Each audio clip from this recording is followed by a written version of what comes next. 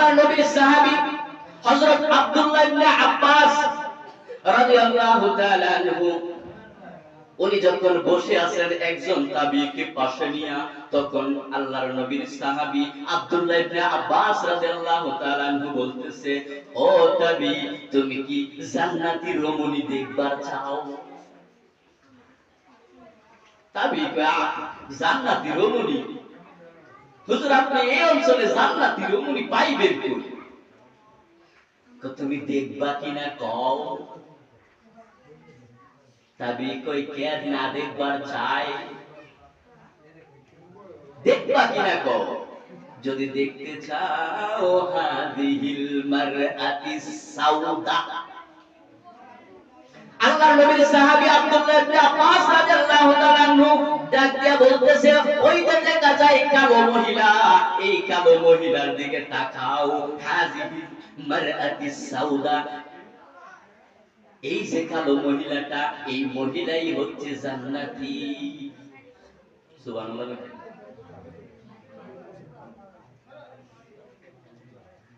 তাবিঈ ডাক দিয়া বলে, আপনি কেমনে বুঝলেন উনি যে জান্নাতি মহিলা?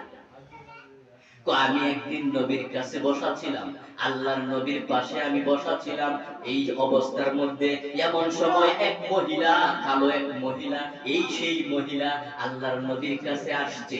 আল্লাহর নবীর কাছে আয়েশা বলতেছে, নবী গো, ইন্নী উসরুন তাকাশাফ। হুজুর, আমি এই ভালো থাকি, এই অসুস্থ হয়ে যাই, আমি ভালো থাকি, ভালো আছি, হঠাৎ আমি অসুস্থ হয়ে যাই।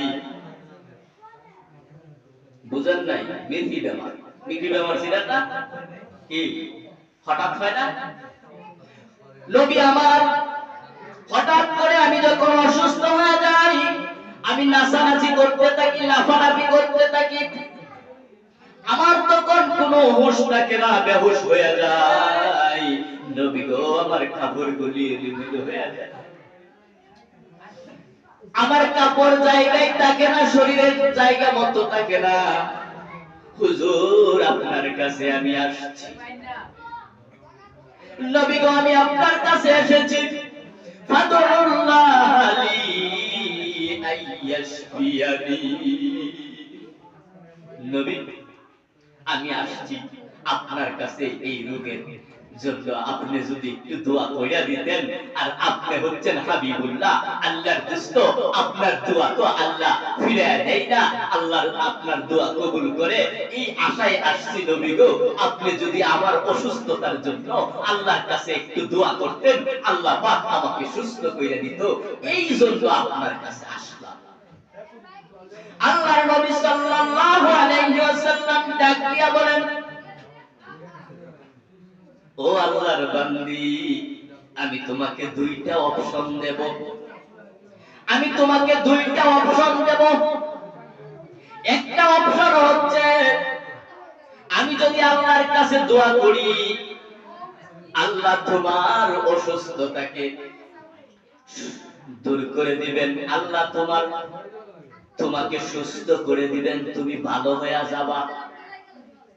দুই নাম্বার অপশন হচ্ছে, আমি তোমার জন্য দোয়া করব না, তোমার অসুস্থতাই যাবে, বিনিময়ে আল্লাহ তোমার প্রতি হয়ে যাবে রাজি, তোমাকে দেওয়া হবে জান্নাত। সুবহানাল্লাহ।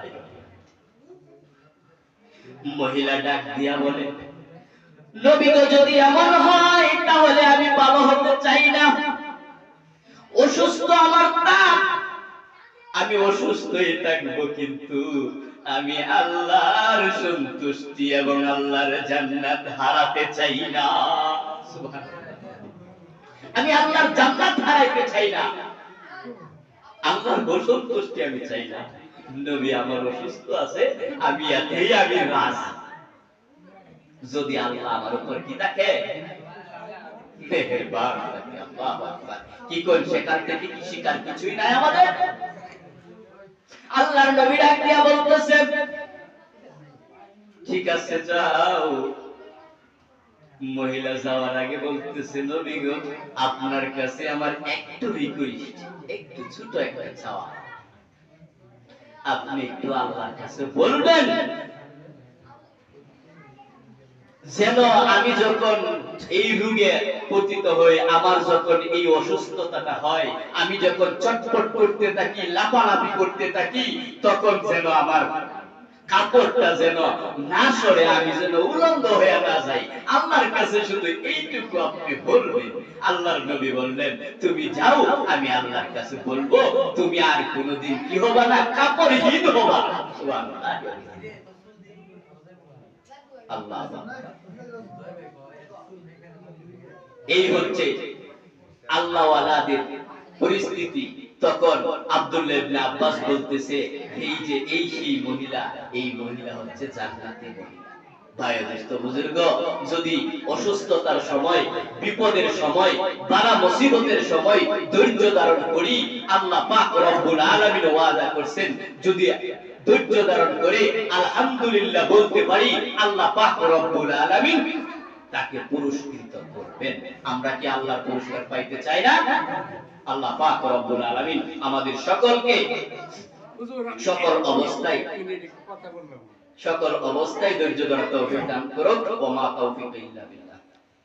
সম্মানিত মুসল্লিয়ান, আসসালামু আলাইকুম।